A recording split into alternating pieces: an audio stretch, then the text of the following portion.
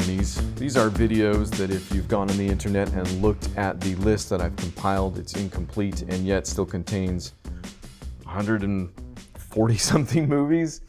So I've been going through those one by one-ish. Sometimes I'll do 4 in a row because I've seen them, I don't know, a few months ago. This is one of those. So we're going to talk about 4 movies that I've seen a few months ago.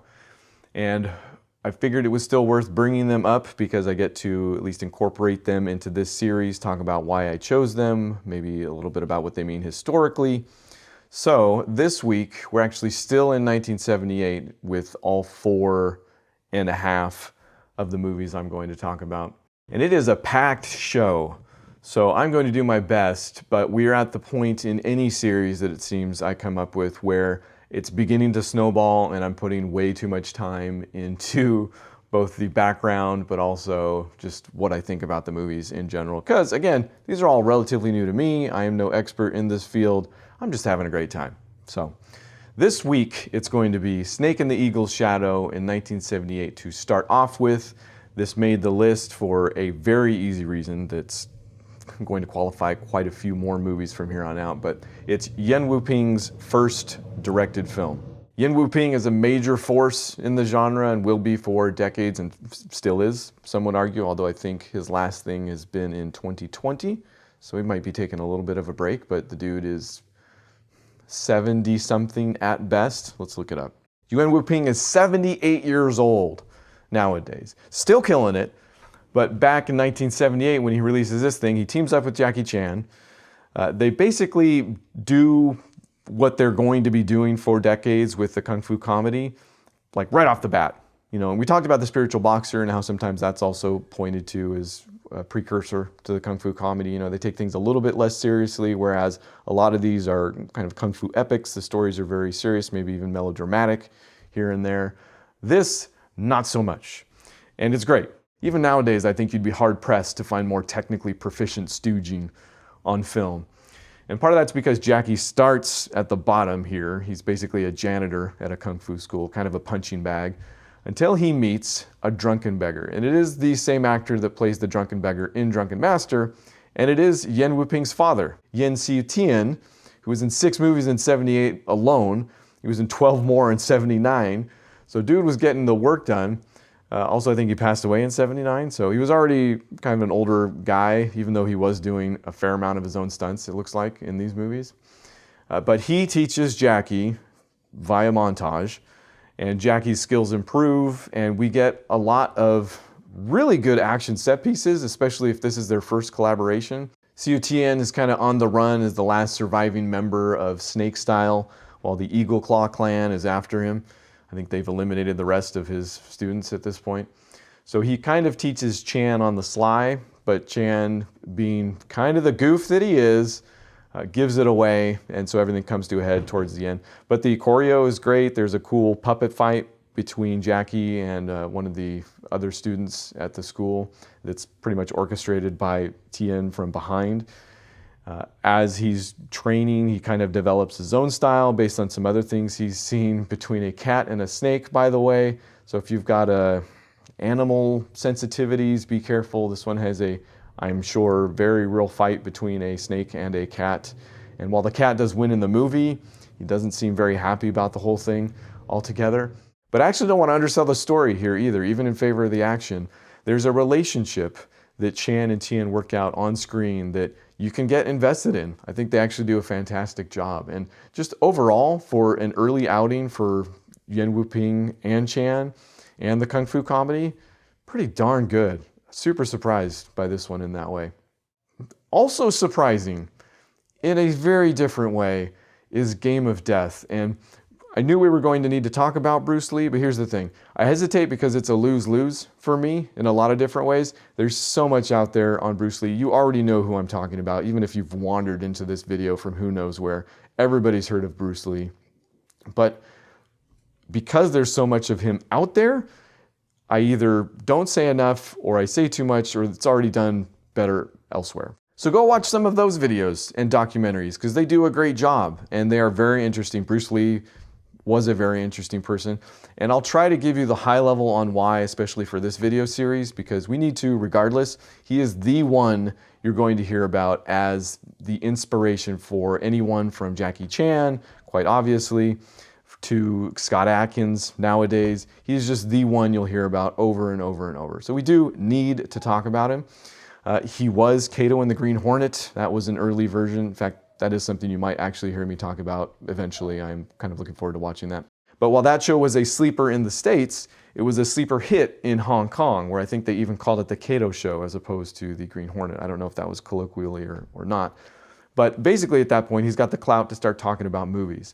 So he goes to 2 different studios, Shaw Brothers, which we've talked about and we'll continue to talk about, and a new studio formed by 2 Shaw Brothers executives called Golden Harvest. So he goes with Golden Harvest, and they basically launch each other into superstardom with the Big Boss in 1971. So at this point, he's already practicing his own Kung Fu in Jeet Kune Do, kind of an offshoot of Wing Chun, which he did train under Ip Man and all that stuff. But he is a revelation on screen. If you've been following along with some of the movies that we have been watching so far, he is just next level. Lau Kar Leung was great, obviously, and we'll talk about that some more. We're not done with his movies. But if you had to maybe compose it, he's working in 4/4 time. There's a very kind of predictable rhythm to his Kung Fu, to his choreography. And along comes Bruce Lee, who is not only syncopating the rhythms, you could say, he's doing it with like style that nobody's seen before. So he literally has everything going for him on screen. And he's using it to even tell a story, sometimes with the choreography. A lot of people point to that fight with Chuck Norris in Way of the Dragon as something that ebbs and flows until finally he's forced to make a change in himself to make a change in Chuck Norris, you could say. And throw into that some understandable Chinese nationalism in the face of racism, and you've just got this thing that explodes from every direction. Fist of Fury, Way of the Dragon. We're at the crest of the Kung Fu boom. Warner Brothers has figured out that they can make tons of money by distributing movies like Five Fingers of Death in '73. They approach him to make a movie.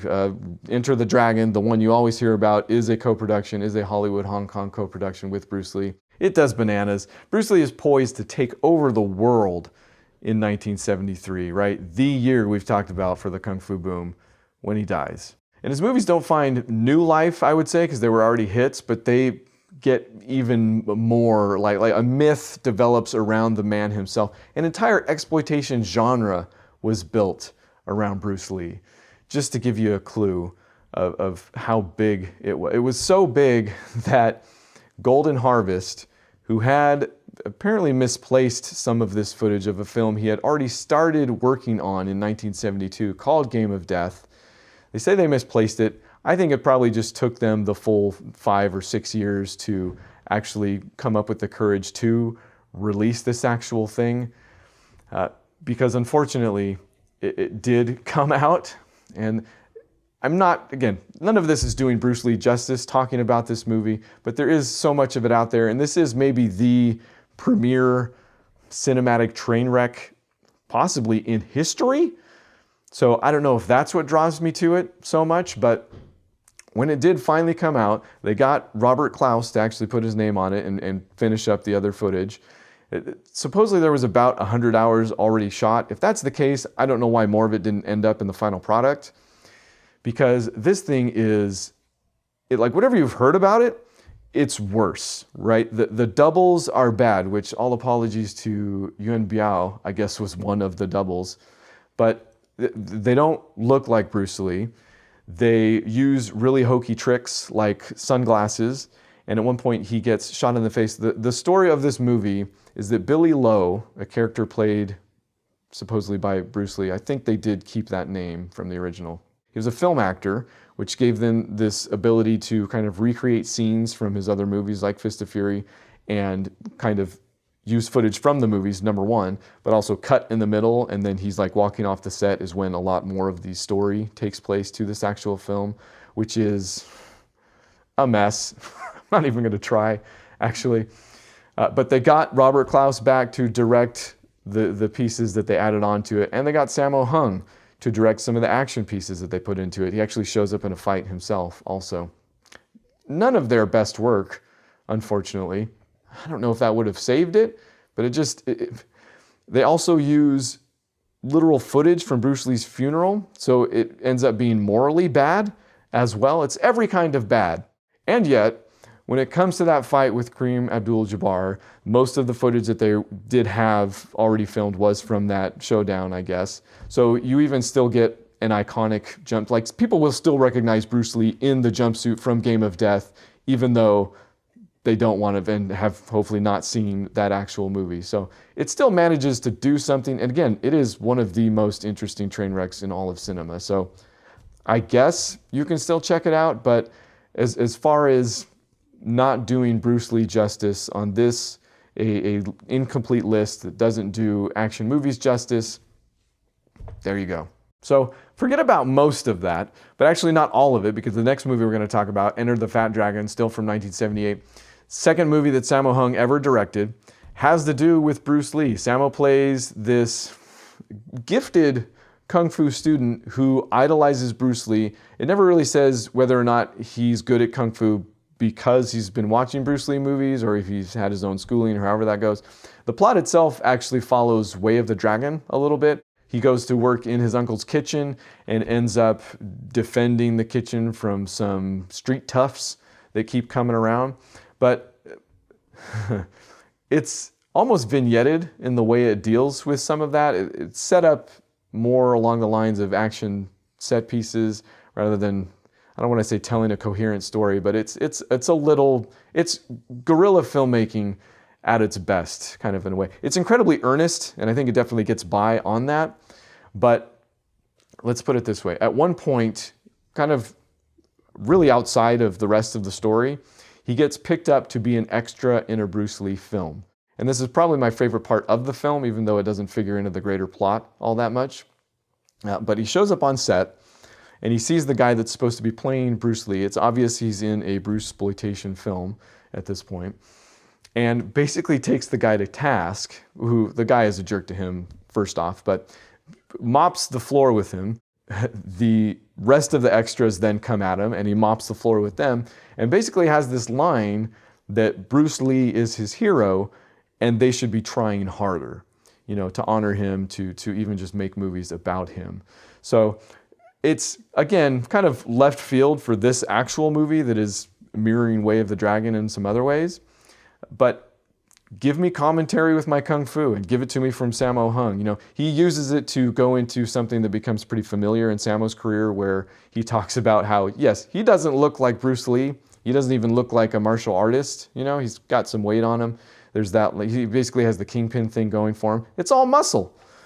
That goes back and forth depending on what you're watching, but he basically takes his time to make a statement, both that it's not what Bruce Lee looked like, it was about what he believed and what he taught and what he did. So it's a really cool moment in a movie that's otherwise not necessarily about that, but the whole thing works because Sammo can back it up also, is the thing. So you will hear about Sammo again, probably too much by the time we're done with this series. So go watch that, but also go watch the Five Deadly Venoms, the next movie I want to talk about, still from 1978. It's about this sixth student of a kung fu school that's sent out by his dying master to go find the 5 other students, the Five Deadly Venoms, that are, seems like, using their kung fu in less than reputable ways at this point. So he's tasked with either defeating them, he's kind of given some tricks because this is a Ching Che movie, and I don't know, this is the second or third of his I've seen, so I don't know if he does this for every movie, but if you'll remember, we talked about the one-armed swordsman and how there was kind of a rock, paper, scissors aspect to that, to the kung fu there. He kind of does that again here, so each of the 5 deadly venoms does have a weakness that can be exploited, so the 6th student is kind of set about learning those weaknesses and employing them in the right ways to defeat the deadly venoms. But I'm underselling it because I think going in, I thought it was going to be a simple matter of that. Here, venom after venom, we've defeated them, whatever, moving on to the next. And it's actually a pretty complicated plot. I don't mean that in the detrimental sense that you're not going to understand what's going on, but it's just way more complicated than you might think for that initial premise, you could say. So had a lot of fun with it, and I think it's actually one of the better looking examples. It's just iconic in its imagery, and this is probably why it's one of the more referenced of the older films out there. It really toes the line between the historical look and kind of moving it up just enough that you've got those bright primary colors, and again, some really iconic masks or even costumes. So it looks a lot better than the One-Armed Swordsman as far as Chang-Chi movies go, but I'd probably still prefer the One-Armed Swordsman in terms of story. I've watched the One-Armed Swordsman, I think, more times than the Five Deadly Venoms, so maybe I just need to put in more time with the Five Deadly Venoms. Either way, you're not going to regret any of your time spent there. So check it out. It's not as kitschy as it might seem on its surface. I think you'd get some really cool choreography as well, even though Lau Kar-leung has gone his way at this point, so he is not the choreographer for this one. He was a longtime partner of Chang-Chi. So can I say it's not as good? I don't know. I don't think I have that good of an eye just yet, but we'll continue to watch Lau Kar-leung and Chang-Chi movies from here on out. In fact, the next movie for this series is going to be The Crippled Avengers, so come back for that. And yes, there is a movie in between Five Deadly Venoms and The Crippled Avengers. It is Drunken Master. It is still a 1978 movie, so it even came out in the same year as Snake and the Eagle's Shadow. And it is currently the highest rated movie of mine on that Letterboxd list. So go watch it, but I'll shortchange it this time around. And if you're interested in any of that, as always, Patreon is the place to go so you can see more of it and get more of it. But you can find us there at patreon.com. So see you next week for Crippled Avengers.